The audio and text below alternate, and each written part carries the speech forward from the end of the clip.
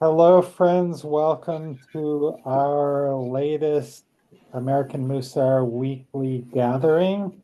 Today, we're going to be starting a new soul trait of the week. And in the back of our minds, we want to be thinking about how does order impact Hesed, our ability to support people, to do acts of kindness for people without getting anything in return. First, we will begin, as we always do, with a short meditation. So please relax in your seat and close your eyes. Take in a deep breath through the nose and hold, and exhale through the mouth and hold. And again, inhale through the mouth and hold, and exhale through the mouth and hold. And as you go at your own pace of inhaling and exhaling, if thoughts should come into your head, just observe them and let them go.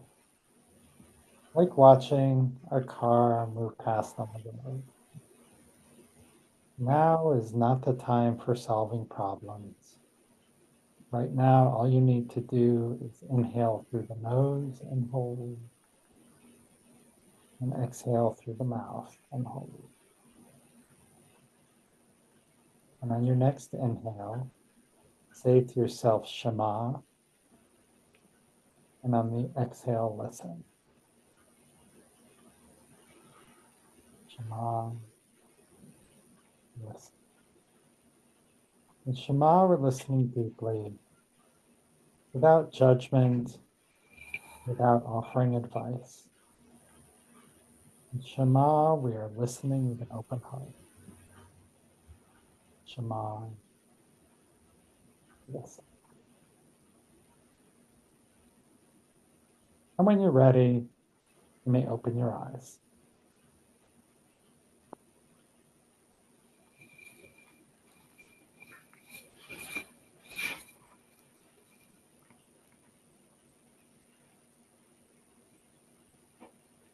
Well, to get us started today, I'm going to share a quote that some of us have seen before.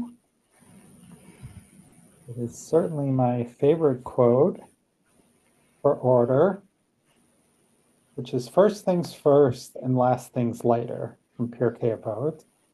There's Carol Emmerich of blessed memory, who was really, in many ways, the heart and soul of this group. I just so clearly remember her when we said this, she just blurted out, first things first and last things never is more like it.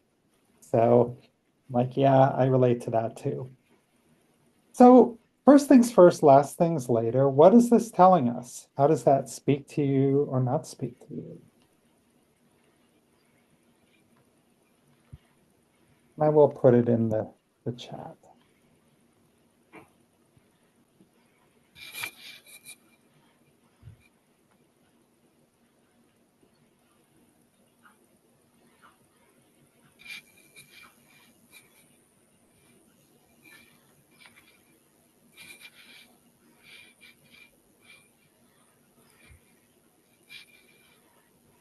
What is this trying to tell us? Yeah, Beth.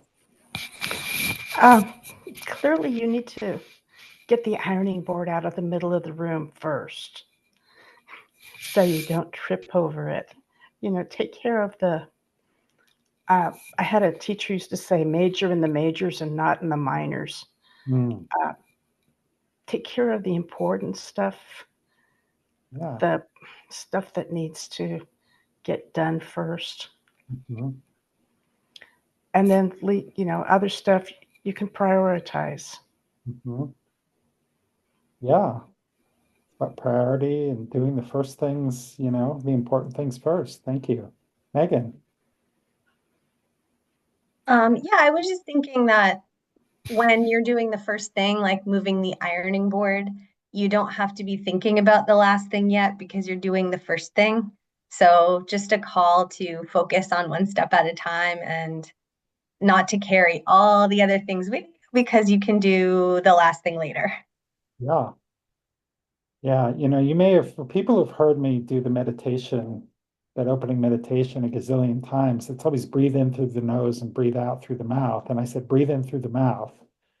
We heard It's you. because I was thinking about something else, like my mind had wandered to something that had to happen later. So if I was not fully present in that moment, which is what I'm trying to do during the meditation, I was like, oh, I was not thinking about the first thing. I was worried about something I have to do tomorrow. So that's case in point. Thank you. Thank you, Megan.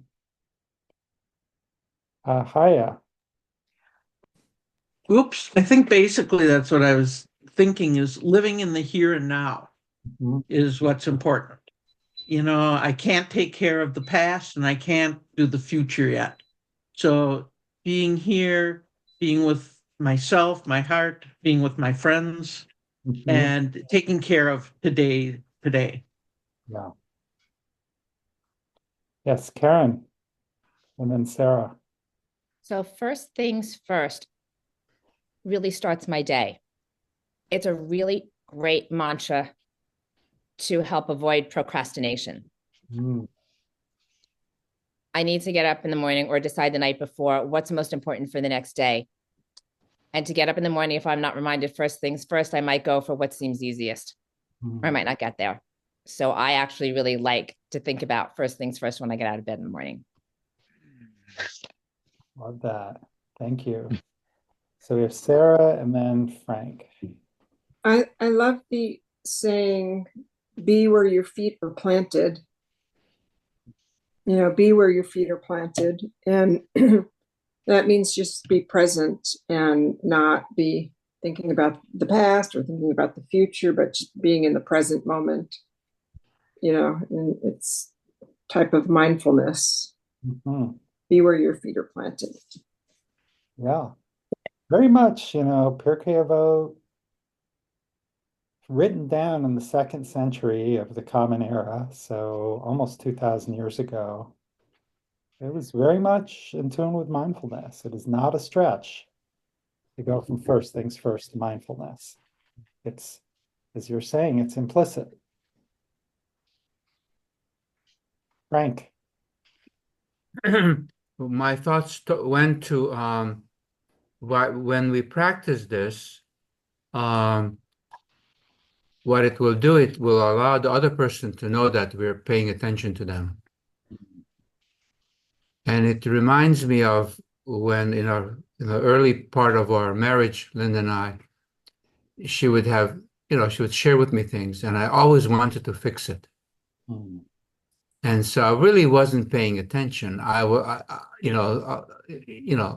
really paying attention to her because and so I would say that's an example of first things first. So the idea is that not only how it affects us personally, but also what kind of relationships we have with others. Yeah, thank you. And so if I can ask you just to, I think I know what you mean by this, but in the example where Linda was talking to you, what should be the first thing first? I mean, it sounds like you were thinking about solutions, but what would have been the first thing? Listen and say, aha. Very simple. She would say to me, you're working too hard. Yeah, that's it. The first things first. Listen. Someone's talking to you. Yeah, It's listen, listen. listen. That's Right. right. You Listen. haven't gotten to live. If you've gone past listen, you've already missed the boat. Yeah, thank you. Bonnie. I lost my picture by accident, so I don't see myself any longer, which is probably fine. So I'm ADHD and have been that way my whole life. And one of the things first, is that, and my kids say that I'm so OCD that it should be CDO in alphabetical order. Okay. Um, that everything gets put away. I don't have clothes on the floor. I lay out my clothes the night before. I lay out my breakfast. The coffee's ready to go up. The plates are there. Um, the bane of my existence is my desk, which I'm sitting at right now. It doesn't even get onto the to-do list. And I don't know how to solve that, but I'm open to working on it if somebody has. I keep saying I'm not going to go to bed until everything is cleaned off the desk. That's a stupid thing because I would never go to bed. Um, I mean, I have all the electronic and the paper files and I know where everything is, but right now it's sitting on my desk. Mm. So, but the other stuff really grounds me in terms of, okay, I have 8:30 class in the morning and a workout class, and I know what I need to do and get ready. So to me, that's first things first, and I will eventually get to this desk. By the way, how do you get the picture back when you accidentally, oh, maybe The on, video button is right next to the audio button, so you yeah, want to hit them there both we simultaneously. go. And I'm still not here. Let me see if I can do something. There you are. You were here for a second. I know, I click on it and There you go. it's back. It's I back. don't, I don't see it. Huh. That's what's interesting. I don't see Karen either. I hear her, but I used to see Karen. We used to see you with a deer. You The might wood. have picked a selection which is hide people whose video is off. Yeah, I don't know where to find that. Maybe. No. I think it's the usual avatars or pictures we select for our profile are not showing up. So Karen's usually has, yeah, like Bonnie was saying, usually has a deer or something like that, but we're not seeing that right now. Well, Okay. we'll move past these technical issues Yeah. Don't worry now. today. So our first thing will be our discussion, and the technical issues will be a later thing. Oh, all We right. can now function. Toby and then Karen again. Toby, if you could remember to unmute. So first thing, you got to unmute. Yeah, first things first.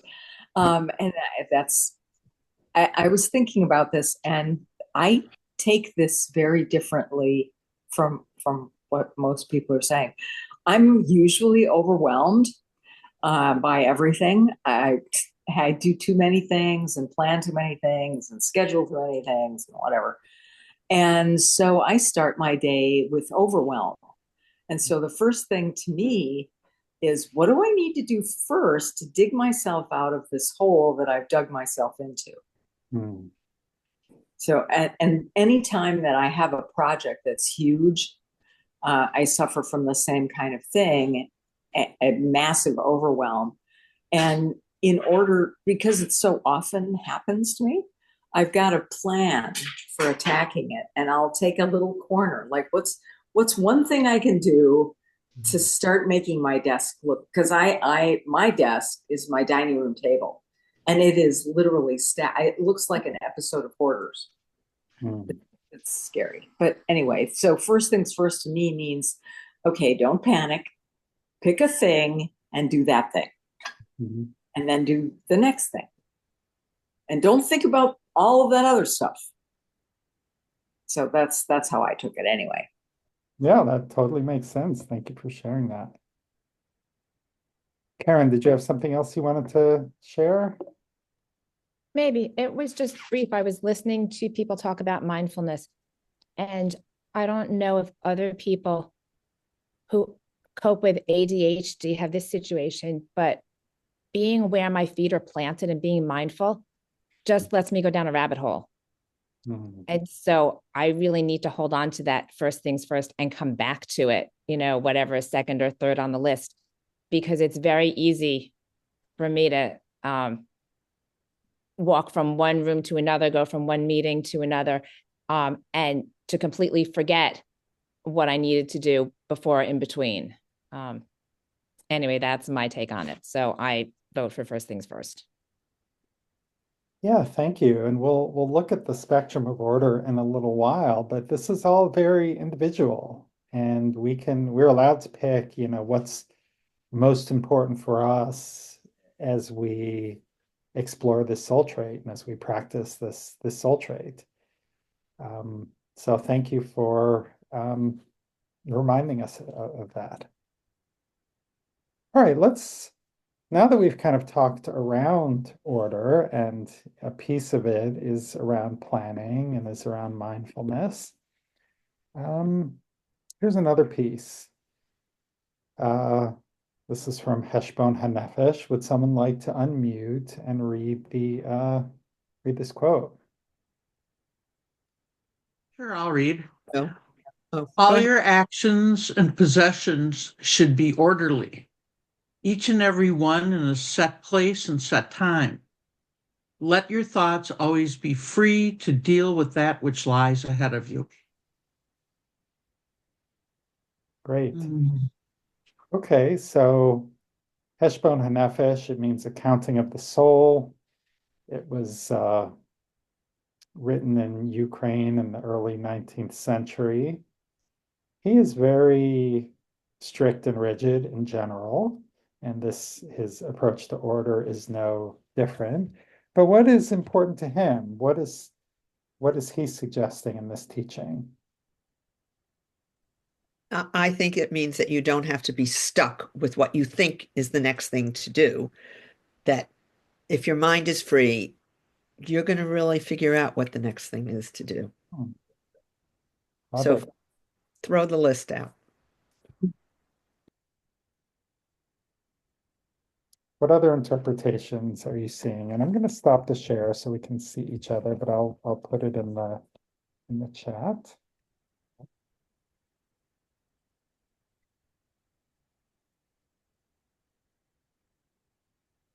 Beth.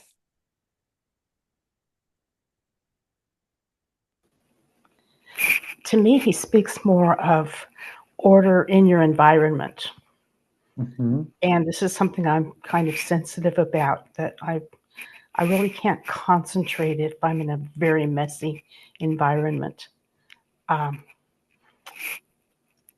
I have visited houses that are very cluttered and lots of doodads and things on the tables, and then piles of magazines. And I hope I'm not describing anybody, it's your house, you get to live however you want, but that just makes me nervous for some reason. I'll sit down my purse and it will disappear in all the clutter. Mm. So for me, a certain amount of order is needed in my environment, not necessarily on my desk, but around me. Yeah. And I think what you're describing, if I'm hearing you correctly, is you're seeing a reference to this phenomenon of things are just too cluttered. We can't concentrate. It can make us either distracted or nervous. That's certainly what happened last night. I walk in, okay, it's time to play the game. And oh, crap, what is the ironing board doing there? And so let's take care of it.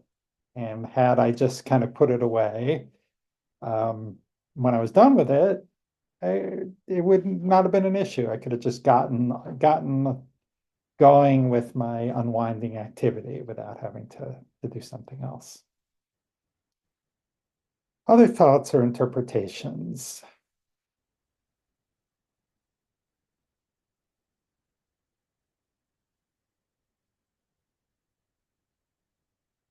Yes, Megan, and then Frank. Yeah, I just had a connection to this from this week. So I'm a teacher, and we had a medical emergency in the classroom next door to me. And it was right at the transition. So my new class was coming in, and a new class was coming into the spot that needed to not have students in it because a girl needed space while she was having her medical issue. Hmm. And so the teacher was in that room dealing with the student having her emergency, and I grabbed all of his kids and was like, let's go to the library. And I sort of kept the kids in my room out of my head for the moment. And I brought his kids down to the library, settled them all down. And now it's like 12 minutes later, and I'm going back up to my classroom, and I'm thinking the entire way there, I don't know what I'm going to walk into. I don't know if all my kids are there. I don't know what's happening. Hopefully no one is like pulling anyone's hair. They're eighth graders. It's not always pretty in middle school. And And I wanted to cry when I walked in because all my kids were in their assigned seats. They had their workbooks. The first thing they said was, we finished our warm up and we were going to hop online because that's what we do after you teach us, but you weren't here. And I thought, like, oh God, thank you for being lovely and understanding my routine and what we do every day in here. And then I actually just got to teach them. I didn't know that was going to happen. So that was a nice surprise. Yeah. Great. Thank you so much for bringing in, that example from your life. And that's where Mussar can be at its best, where it really, we can relate it to what's going on. And there's a certain routine that we do here every week. Some people for some Mussar groups will have a different meditation every time, or a different reading, or sometimes a song. And I've made the decision that I'm going to do it the same way every time, to set a certain order and a certain routine. And it's not that one is right and the other's wrong. They're different approaches. But I made a mindful choice to do it that way. And no one's gotten bored of it and left that I know of. So here we are. Did I see someone's hand? Oh, we had Frank and then Kaya. Well, I was looking at the words actions and possessions be orderly. So that sounds like, encouraging us to do just that. But then it says, let your thoughts always be free. So there you make choices. So I like that kind of that balance. So it sounds like it's very kind of, you mentioned like whatever the expression is, and people are very kind of very specific, and they don't want to deviate. But it says here, let your thoughts always be free. So I thought that was interesting and good. Thank you. Thanks, Frank. I'm going to have Kaya and then Paul. Yeah, mine's really just simple I just want to say, because I think part of it is, for me, is to admit I am disorderly and I'm actually having issues with it. I'm even trying to find somebody to help me that knows how to deal with clutter. I am a clutterer. But when it says, do first things first, it's like, okay, I've already done all this stuff. In other words, I've messed it up, but where is the first thing now? Yes, I get up in the morning, I'll eat some breakfast, I'll put some clothes on, but it's really, really difficult to figure out where does this first come in? Yeah. And maybe for you, the first thing was getting a professional declutterer. Yeah, I hope so. Yeah, but that's the right question to ask, what is the first thing? There's more than one right answer, kind of like what I was talking about with the meditation. Well, we get to decide what the first thing is. And I think the harder part is sticking with that decision and not picking another first thing 2 minutes later and then another first thing 2 minutes after that, because I've done that and that doesn't work well. Paul. Yeah, I was thinking of this in terms of finding ways where I can be present in the moment. And an example of this that I've used professionally is if I have a presentation to make, then I go through and I study it. I think about, what the background is. I refresh my memory about certain key pieces of information I want to make sure are in there. I go through 5 slides. I have slides I go through. And then I have never been the person who then gets up and has a script. I've never done a script. It's never worked for me. And it's more that then I have all the information at hand. I've got it in order within myself, and I can speak freely. I know where to go, but if somebody asks the question, I can go up in a direction in that way. And I find that outside of professional kinds of things, um, it's a very similar process. That if I am able to feel like I am settled in the moment, um, and I don't have to know what's coming, I just trust um, that I will be able to handle whatever comes next. Next sort of is that kind of freedom.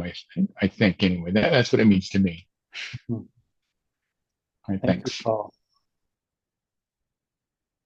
All right, well, it seems like this would be a good time for us to take a look at the spectrum of order. And as with all soul traits, we don't want to be on the edges. And we put I put sort of extreme examples to help us sort of figure out where we might be. Too little order, I use the term chaos, but it's clutter, it's lack of planning, that's certainly where I tend to live. Um, Too much order could be, it can just become obsessive.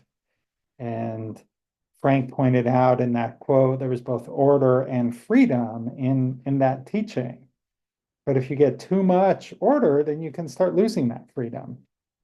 And um, so I would love to hear from people, kind of where do you sort of sit? Where are you challenged? Are you challenged by order? Does it tend to be too much? Does it tend to be too little? Okay, Bonnie is right in there. So I shared about my desk. Yeah. I don't like things being left in a sink. You put it in the dishwasher, you wash it, you put it away. Done. Come on, we're finished. But I was living in 2017 and 18. I was living in Akron, Ohio, where my daughter lives.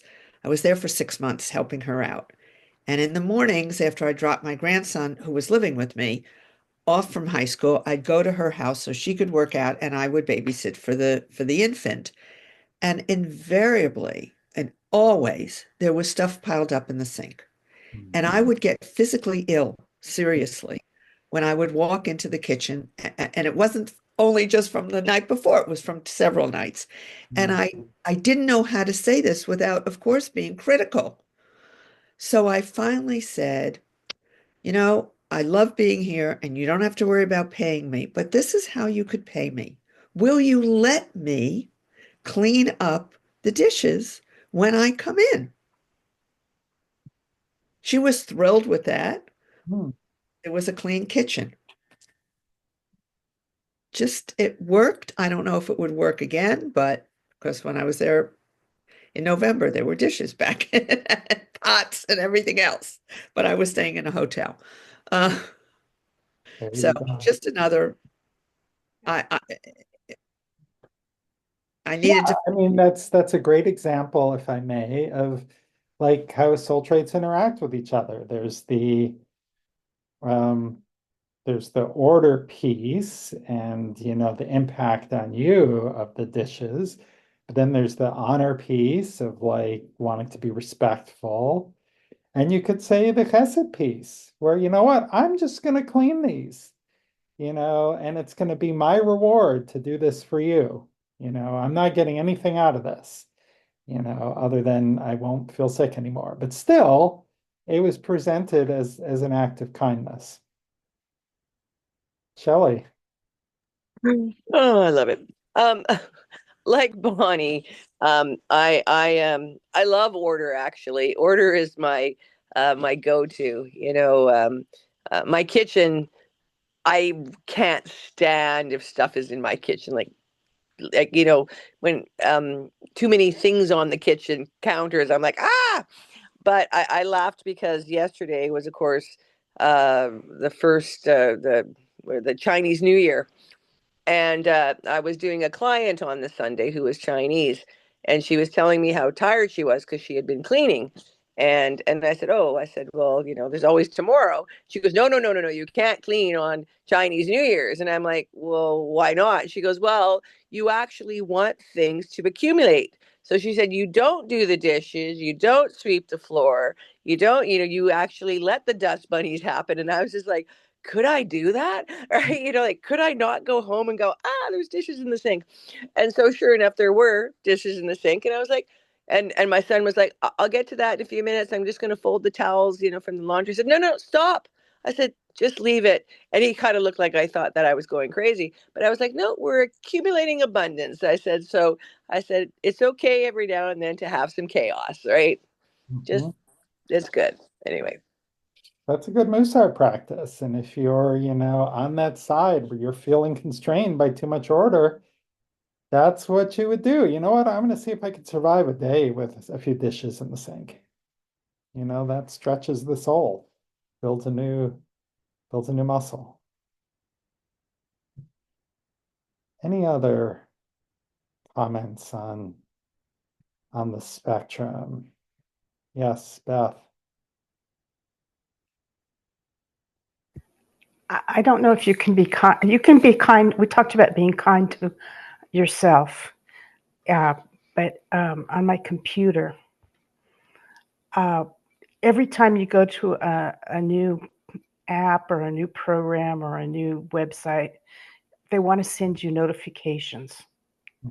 And it's so distracting to me. I'm working on something and this little notification pops up. And even if it's just down in the corner, it's distracting to me. So I've decided that, every time I go to a new site, when it says, do you want applications? Allow. I go, no. And that clears out my time so that I have a solid block of time that's uninterrupted. Yeah. For whatever I'm doing. That's a great order practice. I was just peeking ahead to the potential order actions, and one of them is unsubscribing from 10 emails. It's just getting some clutter out of your life. All right, well, let's get ready for the breakout rooms. Can I have a volunteer to unmute and read these bullets? I will. Rabbi Eliyahu Dressler taught He taught that there were 3 reasons to practice order. Okay, sorry. Inner satisfaction and confidence that everything is under control. Helps you find things and saves time. Some things like a clock will only function correctly if ordered correctly. Which of these resonates with you? Okay, so that's the question for the breakout room, to kind of talk about these reasons to practice order. I will put that in the chat. I will stop the share, and now I will open the breakout rooms.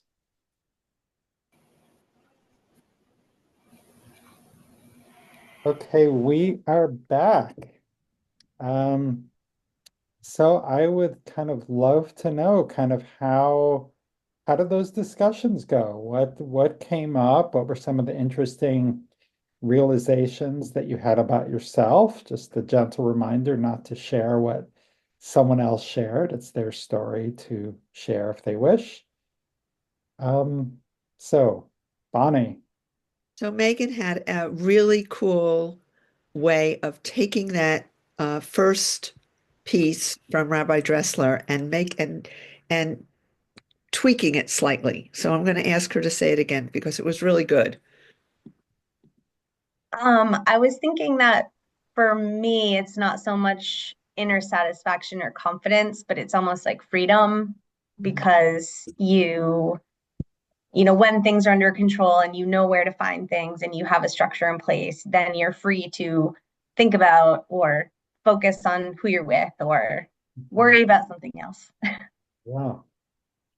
Yeah, it seems almost paradoxical that practicing order can give you freedom, but it can in the way you describe. So I love that. Thank you. Faith, I just want to say hello and welcome. I'm glad you could join us today. Karen. I have an organized chaos that works for me. I know what stuff is over by the desk, what stuff is over, in this closet, what stuff is somewhere else. Things can be in boxes. As long as it's not so crowded, I can find things. I remember where they are. I actually put something away and then I have to turn around and say, and my husband's like, well, where is it? And I'm like, well, I put it away and now I don't know where it is. So I have learned to label things. I put labels on boxes. I put labels on the back, stickers on the back of my phone. So when I put it down, always face down, and it's got a dark cover, I can see where I left it. I put labels on those black eyeglass cases. So I know which ones are the sunglass eyeglasses and which ones are the regular eyeglasses and which ones are particular sunglasses. And so labels really helps me. Labels help me to be organized, and having places for things helps me to be organized, but not so much individual places. My husband can have lots of small collectibles and make them look good wherever they are. I have none. I can't do that. I need a couple of big things that I can place somewhere, because small things would get knocked over, lost, dusted. I have no idea how to organize that.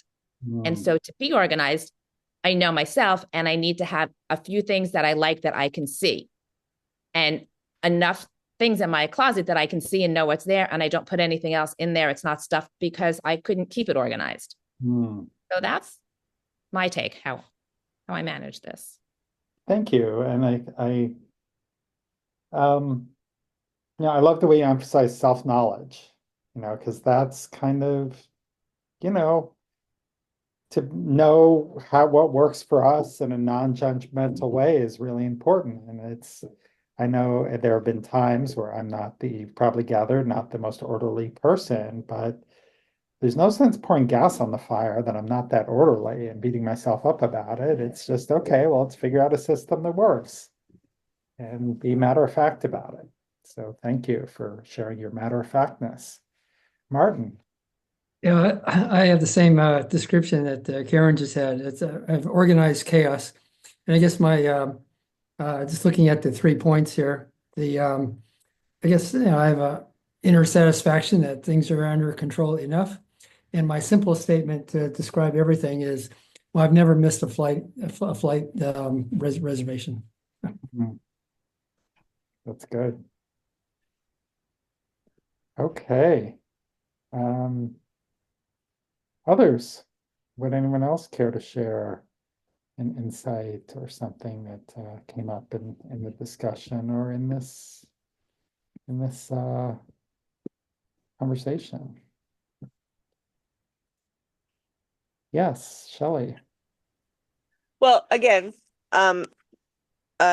Michael and I got to meet Faith. Faith, thank you for our words.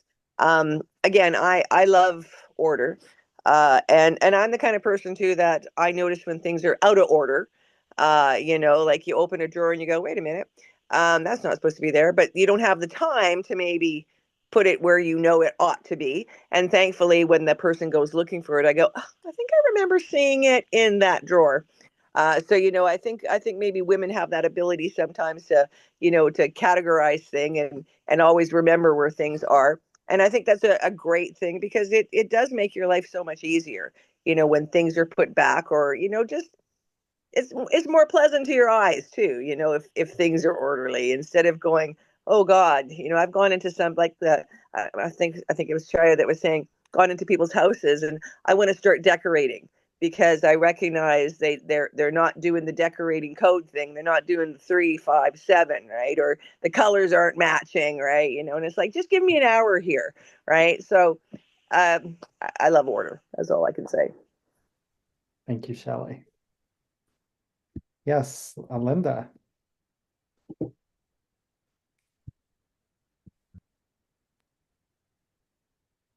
This all is reminding me of Feng Shui. Do you want to explain what that is for people who may not know? I think it's a Chinese term for Order. for for artistic order And lack of no clutter. and dealing with your clutter in a creative way. Hmm. Yeah, definitely part of the picture. We were talking about labeling earlier. I was reminded when I took a tour when I was in corporate and I took a tour of the manufacturing facility. And like there was this drawer, this is where the tools are. But not only was it labeled, there was actually a black outline of every tool. So you could just visually know exactly where it went. Because if you're like doing stuff in manufacturing, you can't afford to waste time spending 5 minutes looking for the saw or whatever it is. It needs to be in the right place. Or I guess I'm thinking about from all like the cooking shows I watch, you keep your cooking station clean because you need to be working at a very high level of proficiency. Now that level of professionalism may not be appropriate like for our own kitchen, but a few certainly keeping it clean and keeping, using labels appropriately really can make a big difference for sure.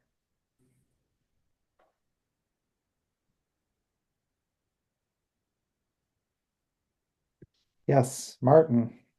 Yeah, so feng shui, Chinese, as she was mentioning, it means wind and water, and that is meant to flow with the environment. Mm. Yeah, thank you. All right, well, let's take a look at the list of potential order practices.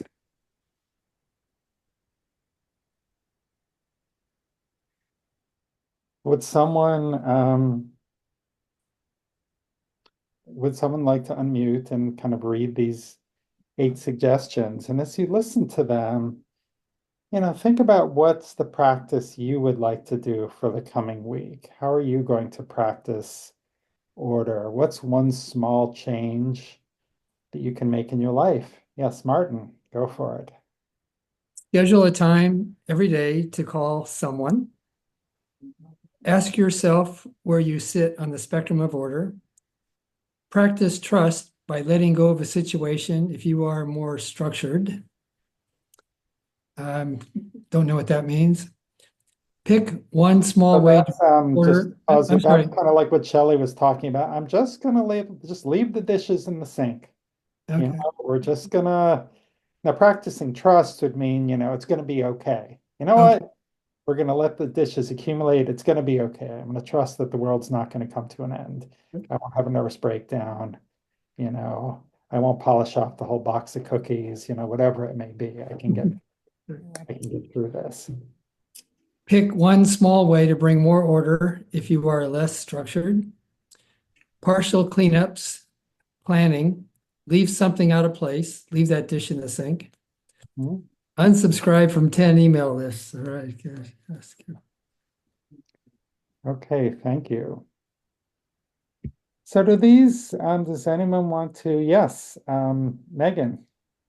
Well, I just wanted to respond to number 3 because I think that I am like overly ordered in my life. And it's actually it gets in the way sometimes because although I always know what's happening and my people feel safe, I think I can miss opportunities for connection because I'm focused more on my schedule than I am on my relationships sometimes. And some things can just be let go of. Like I don't have to sit down to read at 4 o'clock in the afternoon if my daughter wants to take a walk or have a conversation. Like I can let that go and like be in the moment. So I do think too much order is not always helpful either. Yeah. Thank you. Thank you for sharing that. Great example. Bonnie. So I picked partial cleanups because I tend to be all or nothing. Mm. And the desk is really not that bad. It's papers that need to be filed. But partial cleanups mean I can, and I've worked with people when I've helped them organize their closets and their houses, which is I start small, Mhm. just 3 feet in the closet. So I'm going with partial cleanups, and I'll let you all know how it goes next week. Thank Okay, you. These are great, by the way. thank you. Shelley. So I'm going to go with 7 because I guess I'm practicing, not necessarily trust. I'm practicing on that intuition of where I'm being told to go. So today, when I finished my doctor's appointment, I started walking down an alley, and I saw a different alley that I've never gone down, and I paused for a second, and I thought, okay, well, let's go have that experience. Maybe I'll see something different. And as I walked down the alley, there was this crow that was making a funny sound. So I was trying to find out where it was and was looking for it. Well, then a few seconds later, one of my coworkers walked down the street, and that was her way to her house. So I was like, well, see, having that little pause and not, going directly in the area that I was meant to was actually a good thing. And I had a lovely little conversation. So, sometimes you just got to do that. Very nice. Okay, well, I think we're going to give Shelley the last word there. Um, let's all to close our sacred space. Just close your eyes for a moment and take in a nice leisurely breath, and a nice leisurely exhale.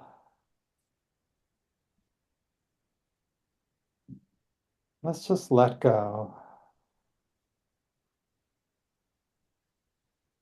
Just feel the breath in our nose and our lips.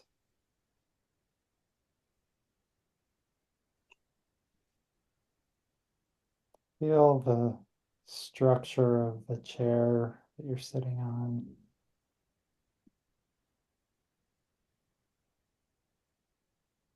And now just a moment of gratitude for having this time to spend with other souls on the same journey. And when you're ready, you may open your eyes.